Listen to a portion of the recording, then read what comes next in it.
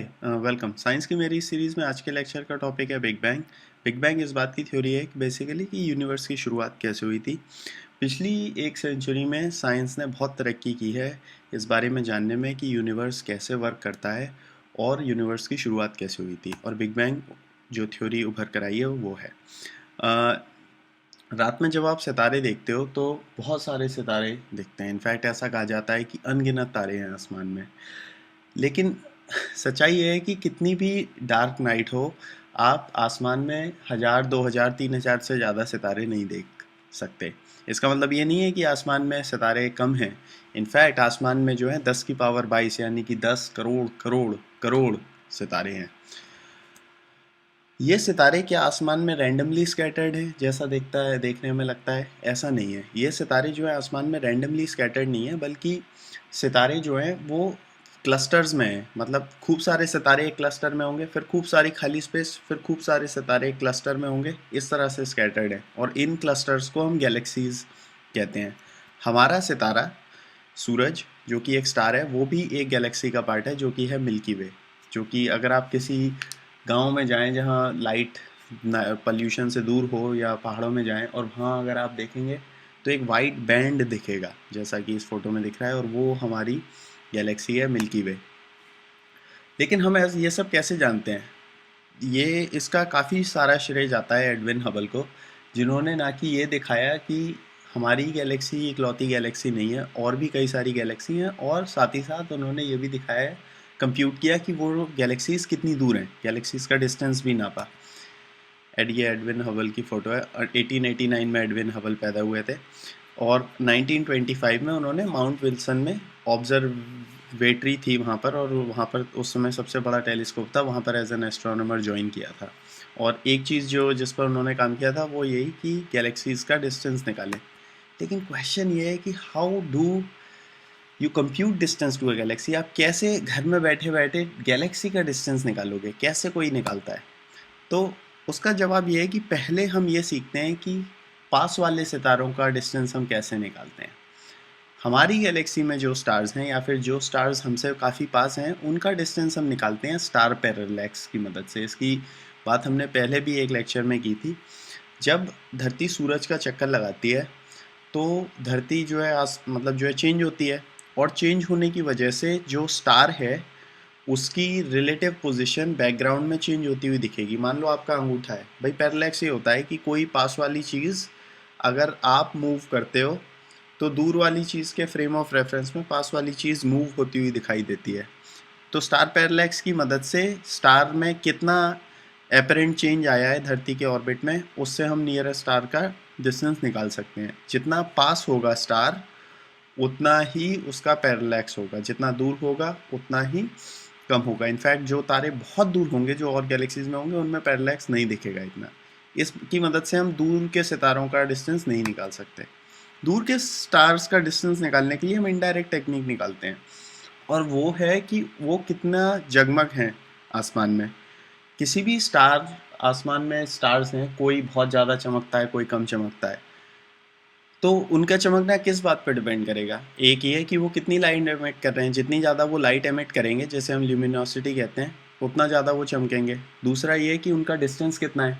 अगर वो ज़्यादा दूर होंगे तो उनकी ल्यूमिनोसिटी जो है, उनकी जो ब्राइटनेस दिखेगी वो कम दिखेगी, क्योंकि वो बहुत दूर हैं, है ना। तो जो ब्राइटनेस है किसी भी स्टार की, वो इन दो चीज़ों पर डिपेंड करती है। अब जो हमारी नियरेस्ट गैलेक्सी में स्टार हैं, उनका डिस्टेंस हमने निकाल लिया क्योंकि पैरेलैक्स है, और उनकी ब्राइटनेस कितनी है वो हम देख के बता सकते हैं। तो हम बता सकते हैं कि ल्यूमिनोसिटी कितनी है, कितनी लाइट वो स्टार एमिट करता है जो पास है हमारे। हम बता सकते हैं फॉर एग्जांपल कि सूरज कितनी लाइट एमिट करता है। लेकिन जो स्टार दूर हैं उनके बारे में हम क्या कह सकते हैं वो देखते हैं। देखो, ये साइंटिस्ट ने रियलाइज़ किया कि कुछ पर्टिकुलर स्टार्स जो होते हैं उनकी ल्यूमिनोसिटी हमेशा सेम होती है, मतलब वो उतनी ही लाइट एमिट करते हैं। तो ये अजम्पशन भी काइंड ऑफ रीजनेबल है मानना कि एस टाइप के स्टार अगर किसी और गैलेक्सी में होंगे तो वो भी सेम लाइट एमिट करेंगे।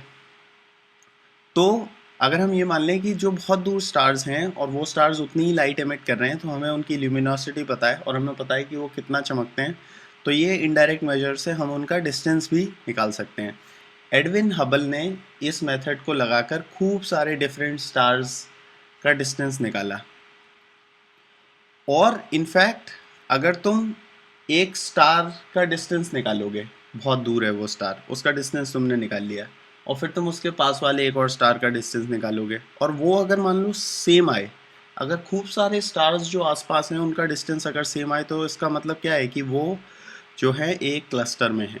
और मान लो एक आएगी, है ना, एक्स दूर, और कोई एक और स्टार एक्स दूर आए, तो वो क्लस्टर में है। फिर एक आए 2x दूर और उसके आसपास वाले स्टार्स भी 2x दूर हैं, तो वो एक और गैलेक्सी में है। तो ये जो डिस्टेंस होगा उन स्टार्स का, उन आसपास वाले स्टार्स का, वो उस गैलेक्सी का डिस्टेंस हो जाएगा। गैलेक्सी का डिस्टेंस इतना दूर होगा कि आसपास में स्टार्स का थोड़ा बहुत जो वेरिएशन होगा वो दैट विल नॉट मैटर, क्योंकि वो डिस्टेंस बहुत कम होगा कंपेयर टू जो यहाँ से उस गैलेक्सी का डिस्टेंस होगा। सोचो ये कितनी बड़ी इंटेलेक्चुअल लीप होगी। एडविन हबल ने इस मेथड को यूज़ करके 9 डिफरेंट गैलेक्सीज का डिस्टेंस निकाला था। और मैं बिलीव नहीं कर पाता कि इसने कितना दूर हमको ला दिया होगा। एक टाइम था सिर्फ 2000 साल पहले, जो कि अर्थ की मिलियंस और बिलियन ईयर्स की इवोल्यूशनरी साइकिल में कुछ भी नहीं होता। 2000 साल पहले एरिस्टोटल और टॉलमी सोचते थे कि धरती जो है, अर्थ जो यूनिवर्स का सेंटर है और उसके आगे सब चक्कर लगाता है। और अब हमारी अर्थ जो है एक बहुत ही ऑर्डिनरी प्लेनेट थी, जो कि एक बहुत ही ऑर्डिनरी स्टार का चक्कर लगा रही थी, जो ऑर्डिनरी स्टार एक बहुत ही ऑर्डिनरी गैलेक्सी मिल्की वे का पार्ट था। और ऐसी इकलौती गैलेक्सी नहीं थी, ऐसी बहुत सारी बिलियंस ऑफ गैलेक्सीज हैं। लेकिन यहीं पर कहानी ख़त्म नहीं हो जाती। एक और बहुत ही इंटरेस्टिंग बात जो जो एडविन हबल ने नोट की, वो हम बात करते हैं उसकी। जब तुम किसी भी स्टार से आने वाली लाइट को देखते हो और उसे प्रिज्म से पास करते हो, न्यूटन ने दिखाया था कि तुम वाइट लाइट को प्रिज्म से पास करते हो तो उसका स्पेक्ट्रम बन जाता है विबग्योर। वायलेट से लेकर रेड तक ऑप्टिकल स्पेक्ट्रम होता है। तो तुम स्टार्स से आने वाली लाइट भी उनका स्पेक्ट्रम निकाल सकते हो। लेकिन स्टार्स में क्या होगा कि कुछ सर्टेन एलिमेंट्स होंगे। मान लो एक स्टार में हाइड्रोजन एटम है, और मान लो वो जो है वायलेट ग्रीन लाइट एब्जॉर्ब कर लेता है, ठीक है। तो तुम जब स्पेक्ट्रम देखोगे तो पाओगे कि ग्रीन लाइट बहुत कम है, ग्रीन लाइट में काला काला आ रहा है। तो इन ऑब्जर्वेशन पैटर्न से तुम ये भी निकाल सकते हो कि भाई उस स्टार में कौन से केमिकल एलिमेंट्स हो सकते हैं, उसका कंपोजिशन कैसा है। और जब खूब सारे स्टार्स का, एक गैलेक्सी के सारे स्टार्स का तुम स्पेक्ट्रम देखोगे तो तुम पाओगे कि भाई पूरा स्पेक्ट्रम है, लेकिन कहीं कहीं पर एब्जॉर्प्शन लाइन्स आ रही हैं, क्योंकि उस गैलेक्सी में कुछ सितारे हैं जो पर्टिकुलर लाल कलर एब्जॉर्ब कर लेते हैं, कुछ येलो कलर एब्जॉर्ब कर लेते हैं, so on and so fourth. Edwin Hubble ने 2 पर्टिकुलर पैटर्न लिए। एक अपनी गैलेक्सी में रेड शिफ्टेड पैटर्न गैलेक्सी के स्पेक्ट्रम लिया, और एक और गैलेक्सी का पैटर्न लिया। दिखने में वो बिल्कुल एक जैसे थे, बस इतना था कि जो दूसरी गैलेक्सी का पैटर्न था वो थोड़ा सा रेड शिफ्टेड था, थोड़ा सा रेड शिफ्टेड। एब्जॉर्प्शन पैटर्न एकदम सेम से थे, लेकिन लाइंस थोड़ी सी लाल कलर की तरफ शिफ्टेड थी। इसका क्या मतलब है, ये समझने के लिए हमें बात करनी पड़ेगी डॉपलर इफेक्ट की। क्रिश्चियन डॉपलर, जो कि 1803 में पैदा हुए थे, उनके नाम पर डॉपलर इफेक्ट दिया जाता है। डॉपलर इफेक्ट बेसिकली ये होता है, और हम इसे रोज़मर्रा आम जिंदगी में भी सोचते हैं। जब मान लो ट्रेन आ रही हो, तो आते समय उसकी ट्रेन बहुत हाई फ्रीक्वेंसी पे होती है, और जाते समय लो फ्रीक्वेंसी पे सॉरी हाँ, हाई फ्रीक्वेंसी पे होती है और जाते समय लो फ्रीक्वेंसी पे होती है। और इसी तरह साउंड वेव्स में ये फिनोमिना होता है। भाई होता ये है कि मान लो कोई गाड़ी चलते हुए आ रही है, तो एक तरह विजुलाइज करने का, जो कि इस एनिमेशन में दिखाया है कि गाड़ी चलते हुए आ रही है, तो जो वेव वो एमिट कर रही है, और तुम ऑब्जर्वर हो मान लो, तो ये गाड़ी चलते हुए आ रही है, तो जो वेव एपरेंट वेव तुम्हें दिखेगी उसकी वेवलेंथ छोटी होगी। वेवलेंथ छोटी होगी मतलब फ्रीक्वेंसी बड़ी होगी। ये एक रफ तरीका है एक्सप्लेन करने का। लाइट में भी यही फिनोमिनन होता है। अगर कोई लाइट सोर्स मान लो येलो कलर की लाइट एमिट करता है, और अगर वो तुम्हारी तरफ आएगा, तो जो एपरेंट वेव लेंथ तुम्हें दिखेगी, वो वेव जो होगी वो हायर फ्रीक्वेंसी पर होगी। और इसी तरह अगर वो लाइट सोर्स पीछे जा रहा होगा, तो जो वेव होगी वो लोअर फ्रीक्वेंसी पे होगी। तो लोअर फ्रीक्वेंसी लाल कलर की तरफ होती है, ब्लू और वायलेट जो है हायर फ्रीक्वेंसी की तरफ होते हैं। तो तुम देखोगे कि कोई भी अगर येलो कलर का सोर्स है वो अगर तुम्हारी तरफ बहुत ज़ोर से आए तो उसकी लाइट ब्लू कलर की दिखेगी, और ये ऑब्जर्व्ड फिनोमिना है, एकदम एक्यूरेट साइंटिफिक फिनोमिना। और दूर जा रही होगी तो वो लाल कलर की तरफ दिखेगी। तो इसका मतलब ये सजेस्ट करता है कि दूर जाने वाली चीज़ें, लाइट सोर्स अगर दूर जा रहा हो तो उसकी कलर लाल की तरफ शिफ्ट होगा।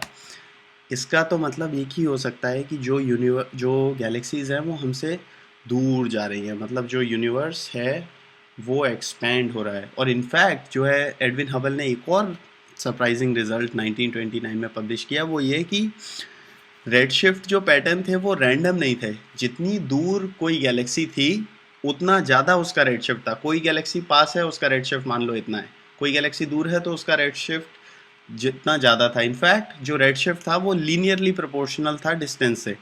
और हबल ने ये लॉ भी दिया कि velocity is equal to H naught into D. H naught Hubble's constant है, और वेलोसिटी जो जो जिस वेलोसिटी से गैलेक्सीज एक दूसरे से दूर भाग रही हैं वो लीनियरली प्रोपोर्शनल है डिस्टेंस के। जितना ज़्यादा डिस्टेंस उतना ज़्यादा वेलोसिटी। यूनिवर्स एक्सपैंड कर रहा है। इस खोज को हम बोल सकते हैं कि 20th सेंचुरी की जो है काफ़ी बड़ी और या फिर सबसे बड़ी खोज थी आर्ग्यूएबली। यहाँ से हम बात करते हैं बिग बैंग थ्योरी की। हमने ये बात कर ली कि भाई जो है गैलेक्सीज एक दूसरे से दूर जा रही हैं, जैसे जैसे टाइम बढ़ रहा है जो है यूनिवर्स एक्सपैंड कर रहा है और गैलेक्सीज एक दूसरे से दूर जा रही हैं। सपोज हम जो है घड़ी को पीछे कर दें टीवी की तरह, तो इससे क्या पता चलेगा कि गैलेक्सीज जो हैं वो एक समय में बहुत पास रही होंगी। और अगर हम टाइम को और पास कर दें तो क्या कभी ऐसा होगा कि ये सारी गैलेक्सीज बहुत पास पास होंगी? और अगर और टाइम में पीछे जाएं तो क्या होगा? ये थ्योरी कि मैटर एक समय पे इतना ज़्यादा डेंस था कि वो ऑलमोस्ट एक एटम के अंदर आ जाता था, ये थ्योरी 1927 में पब्लिश की थी जॉर्ज लेमात्रे ने, जो कि 2 साल पहले था हबल के रिजल्ट पब्लिश करने से पहले। और केवल theory of relativity, general theory of relativity use करते हुए लेमात्रे ने ये थ्योरी प्रपोज की थी। जनरल थ्योरी ऑफ रिलेटिविटी जो आइंस्टाइन की है वो भी हम जल्दी ही बात करेंगे उसकी। बिग बैंग थ्योरी के हिसाब से जो है मैटर बहुत ही हॉट स्टेट से काफ़ी टाइम पहले 13.8 बिलियन साल पहले मैटर बहुत ही छोटे डेंस कंडेंस स्टेट में था, और फिर एक बहुत बड़े एक्सप्लोजन में बैंग जो है यूनिवर्स ने एक्सपैंड करना चालू किया, और बहुत ही हॉट स्टेट से धीरे धीरे कूल डाउन होकर फिर मैटर बना, गैलेक्सीज बनी, केमिकल एलिमेंट्स बने, फिर वो फिजन होकर स्टार्स बने, प्लैनेट्स बने, और it continues to expand today. कई लोगों को जो है ये थ्योरी उतनी पसंद नहीं आई, और उनके रिवॉल्यूशनरी उसके ऑपोजिट एक थ्योरी है steady state theory. Steady state theory में जो है इस बात का फैक्ट आता है कि काफ़ी टाइम से इंसान का ये बिलीफ रहा है कि यूनिवर्स जो है वो स्टैटिक है। इंसान एक ऐसा जीवन प्राणी है जिसकी की डेथ होती है, इनफैक्ट हर लिविंग बीइंग की डेथ होती है। तो शायद हम इस बात में अपने आप को सोलेस पाते हैं कि चलो हमारी डेथ हो जाएगी, we will pass on, but at least universe will be here, universe यहीं रहेगा, यूनिवर्स हमेशा से यहीं था, यूनिवर्स कांस्टेंट है। शायद ये थॉट हमें प्लीज़ करता है। इवन आइंस्टाइन जो है ये बिलीव करता था कि लार्ज स्केल पर यूनिवर्स जो है सिमिलर होता है और स्पेस और टाइम में सिमिलर है, और एरिस्टोटल का भी यही मानना था। स्टडी स्टेट थ्योरी ये कहती है कि बिग बैंग थ्योरी की ऑपोजिट होती है, और वो ये कहती है कि मैटर जो है वो जैसे जैसे मैटर एक्सपैंड करता है वैसे वैसे सेंटर्स में और मैटर बनता जाता है, और जो यूनिवर्स है वो लार्ज स्केल पर एक जैसा दिखता है जो है टाइम में भी और स्पेस में भी। यानी कि अगर आप यूनिवर्स में कहीं भी किसी भी समय जाएं, चाहे आज से 1000 साल पहले, चाहे मिलियन साल पहले या मिलियन साल बाद, या फिर आप यूनिवर्स में कहीं भी हो, चाहे धरती पे हो चाहे किसी और गैलेक्सी में हो, इससे मैटर नहीं करेगा। अगर आप कहीं भी ऑब्जर्वेशन लेंगे किसी और स्टार की तो यूनिवर्स लार्ज स्केल पर एक जैसा दिखाई देगा। ये स्टडी स्टेट थ्योरी है, और इनफैक्ट कोई ऐसा जेनेसिस नहीं हुआ था, कोई 13.8 बिलियन साल पहले स्टार्ट नहीं हुआ था, हमेशा से है इन्फिनिट टाइम पहले से और इन्फिनिट टाइम तक रहेगा। ये स्टडी स्टेट थ्योरी है। लेकिन क्वेश्चन ये है कि कौन सी थ्योरी हम में से माने? आंसर ये है कि हम साइंटिस्ट हैं, हमें साइंटिफिक वे यूज़ करना चाहिए। और साइंटिफिक वे क्या है? कोई भी अच्छी साइंटिफिक थ्योरी वो होती है जो कि डेफिनेट प्रेडिक्शन दे, जिनको कि तुम ऑब्जर्वेशन से फॉल्सिफाई कर सको। मैं पहले भी बात की थी कि एस्ट्रोलॉजी जो है ज्योतिष विद्या इसीलिए साइंस नहीं है। क्यों? क्योंकि तुम उसे उस वो कोई डेफिनेट प्रेडिक्शन नहीं देती, और अगर डेफिनेट प्रेडिक्शन देगी तो उसे फॉल्सिफाई किया जा सकता है ऑब्जर्वेशन से। तो एक प्रेडिक्शन जो बिग बैंग थ्योरी की होती है वो है कॉस्मिक माइक्रोवेव बैकग्राउंड रेडिएशन। इसका मानना ये, इस प्रेडिक्शन का मानना ये है कि अगर यूनिवर्स बहुत कंडेंस्ड और हॉट स्टेट से ओरिजिनेट हुआ है तो उस समय बहुत सारी माइक्रोवेव रेडिएशन जनरेट हुई होगी जो कि हम आज भी डिटेक्ट कर सकते हैं और सुन सकते हैं। तो 1965 में बहुत ही अमेजिंग बात हुई कि दो अमेरिकन साइंटिस्ट न्यूयॉर्क के पास आर्नो पेंजाइस और रॉबर्ट विल्सन बेल लेबोरेटरी में काम कर रहे थे, और वो एक ऐसे डिवाइस पर काम कर रहे थे, ये उनका जो है एंटेना था जो कि माइक्रोवेव डिटेक्ट करता था। बहुत ही सेंसिटिव माइक्रोवेव डिटेक्टर पर काम कर रहे थे। उनका पर्पस जो है ये CMB डिस्कवर करना नहीं था, उनका पर्पस जो है इंटरनेट और टेलीफोन के लिए काम करना था। अब हुआ ये कि उनका जो ये इक्विपमेंट था वो बहुत सेंसिटिव था, और वो जो है जितनी वो नॉइज़ एक्सपेक्ट करते थे उससे काफ़ी ज़्यादा नॉइज़ वो कैच कर रहा था। तो शुरू में तो उन्हें लगा कि उनका इक्विपमेंट भाई ख़राब है। उन्होंने जो है उसे साफ़ भी किया, कुछ उसमें से कूड़ा वगैरह निकला। उसके बाद भी उन्होंने नोटिस किया कि नॉइज़ आई जा रही है, आई जा रही है, आई जा रही है। इनफैक्ट वो नॉइज़ जो है दिन में भी सेम है, रात में भी सेम है। उसका सन से कोई लेना देना नहीं है। उसे चाहे तुम एटमॉस्फियर में ऊपर पॉइंट करो, चाहे होराइज़न की तरफ पॉइंट करो, जो है सेम नॉइज़ डिस्टर्बेंस है। इसका मतलब वो एटमॉस्फियर से भी नहीं आ रही, क्योंकि कोई अगर एटमॉस्फेरिक डिस्टर्बेंस होती है तो होराइज़न की तरफ पॉइंट करने में कम डिस्टर्बेंस होता है, और डायरेक्ट ऊपर पॉइंट करने पे कम डिस्टर्बेंस होता है क्योंकि कम एटमॉस्फेयर चलना पड़ता है, और होराइज़न पे पॉइंट करने पे ज़्यादा डिस्टर्बेंस होता है क्योंकि ज़्यादा एटमॉस्फेयर कवर करना पड़ता है। सिमिलरली ये नॉइज़ हर महीने सेम थी, जनवरी में भी सेम थी और मार्च में भी सेम थी, या दिसंबर में भी सेम थी। मतलब इसका कोई लेना देना नहीं था कि धरती जो है सूरज के चक्कर जब लगाती है तो कहाँ पर है, वो सेम थी। यानी ये नॉइज़ जो है सोलर सिस्टम से ही बाहर से आ रही थी। ये जो है background noise cosmic background noise थी, और ये one of the biggest discoveries है 21st सेंचुरी की। ये डिस्कवरी इतनी बड़ी है कि उस समय बहुत स्ट्रॉन्ग डिबेट थी साइंटिस्ट के बीच, बिग बैंग थ्योरी और स्टेडी स्टेट थ्योरी के बीच, लेकिन इस डिस्कवरी ने जो है साइंटिस्ट को कन्वर्ट कर दिया बिग बैंग थ्योरी में मानने में, और इन दो साइंटिस्ट को इसके लिए नोबेल प्राइज़ भी मिला। बिग बैंग थ्योरी की एक और प्रेडिक्शन ये है कि जो लाइटर एलिमेंट्स होंगे वो अबेंडेंस में होंगे, जैसे कि हाइड्रोजन और हीलियम। ऐसा मानना है कि यूनिवर्स जब बहुत कंडेंस स्टेट से चालू हुआ तो पहले धीरे धीरे तो वो कूल डाउन हुआ। 3 मिनट के अंदर 10⁻⁹ केल्विन उसका टेम्परेचर हो पाया, और कूल डाउन हुआ, and it continues to cool down आज भी। तो जब मैटर कूल डाउन हुआ तो धीरे धीरे पहले हाइड्रोजन बनना चालू हुआ, फिर जो है उससे हैवियर एलिमेंट, उस हाइड्रोजन कंबाइन होकर हीलियम बना, हीलियम और कंबाइन होकर और हैवियर एलिमेंट्स बने। तो क्योंकि पहले सबसे पहले हाइड्रोजन बना था तो हाइड्रोजन सबसे ज़्यादा होना चाहिए, फिर उससे कम हीलियम, और बाकी एलिमेंट्स और कम होने चाहिए। इनफैक्ट, और ये ट्रू है कि हमारे यूनिवर्स में आज बाय मास 73% हाइड्रोजन है, 25% हीलियम और केवल 2% बाकी हेवियर एलिमेंट्स हैं। तो लाइटर एलिमेंट्स की अबेंडेंस भी बिग बैंग एक्सप्लेन करता है। कंक्लूड करते हुए, पिछली एक सेंचुरी में हमने बहुत ह्यूज एडवांसमेंट्स करे हैं अपने यूनिवर्स की अंडरस्टैंडिंग में। जो है सितारे जो हैं नाइट स्काई में वो गैलेक्सीज़ में क्लस्टर्स हैं, और आसमान में बिलियंस ऑफ गैलेक्सीज़ हैं, और हर गैलेक्सी में बिलियंस ऑफ स्टार्स हैं। और जो यूनिवर्स है वो एक्सपैंड कर रहा है, और इट कंटिन्यूज़ टू एक्सपैंड। और 13.8 साल पहले यूनिवर्स की शुरुआत हुई थी बिग बैंग में। इनफैक्ट सितंबर 25, 2012 को नासा ने ये इमेज रिलीज़ करी थी जो कि स्पेस में हमारा सबसे दूर का व्यू है आज तक, और ये बहुत ही छोटे पोर्शन में है, मतलब चंद्रमा से भी छोटे पोर्शन ऑफ स्पेस में हबल टेलीस्कोप को बहुत देर तक रखा गया था, तो ये इमेज मिली थी, जिसे कि एक्सट्रीम डीप फील्ड इमेज कहते हैं। इसमें तुम देख सकते हो गैलेक्सीज बिलियंस ऑफ साल पुरानी। मतलब सोच कर देखो, ये जो गैलेक्सीज तुम देख रहे हो ये इतनी दूर है कि इनसे आने वाली लाइट मिलियंस ऑफ साल पहले चली होंगी वहाँ से। जब यहाँ से लाइट चली होगी तब धरती पर डायनासोर्स का राज होगा, और आज हम इन्हें देख रहे हैं। एनीवेज, अगर यूनिवर्स की शुरुआत हुई थी, इस पर हम विचार करते हैं, तो ये भी क्वेश्चन बनता है कि क्या यूनिवर्स का भी कभी एंड होगा। साइंटिफिक बिलीफ इस पर यह है कि हाँ, यूनिवर्स का भी एंड होगा, और यूनिवर्स का एंड होगा बिग फ्रीज में। Universe continues to cool down, और जो है जो टेम्परेचर होगा वो एब्सोल्युटली एसिम्प्टोटिकली ज़ीरो की तरफ जा रहा है। धीरे धीरे सारे स्टार्स बुझ जाएंगे और जो है कूल डाउन हो जाएगा यूनिवर्स। बट आपको चिंता करने की ज़रूरत नहीं है, उससे काफ़ी दिन पहले हमारा स्टार सूरज ही बुझ चुका होगा। Thank you.